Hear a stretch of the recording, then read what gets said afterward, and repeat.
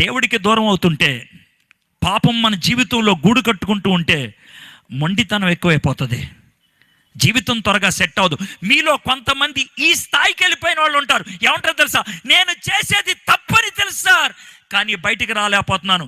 నాకు ఇది చెయ్యకూడదని ఉంటుంది సార్, కానీ అది చేస్తూనే ఉన్నాను. ఎందుకో తెలుసా? మొండితనం ఎక్కువైపోయింది. పాపం నెమ్మదిగా డిగ్రీలు పెంచుకుంటూ వెళ్ళిపోతుంది. ఇంటర్మీడియట్ తర్వాత డిగ్రీ తర్వాత పీజీ అన్నట్లు పాపములో స్థాయిలు ఎక్కువైపోయినాయి. దావీదు విషయంలో ఇదే. దేవుడు ఈ మాటలన్నీ బైబిల్లో ముద్రిస్తూ ఉంటే, ఎందుకు ముద్రిస్తున్నాను? నా ప్రియుడు కదా వీడు, నా హృదయానుసారుడు కదా. కానీ వెయ్యాలి. ఎందుకో తెలుసా? నా ప్రియుడు, నా హృదయానుసారుడు 100 కీర్తనలు రాసిన వాడు, అతను పాడితే దెయ్యాలు పారిపోయినాయి.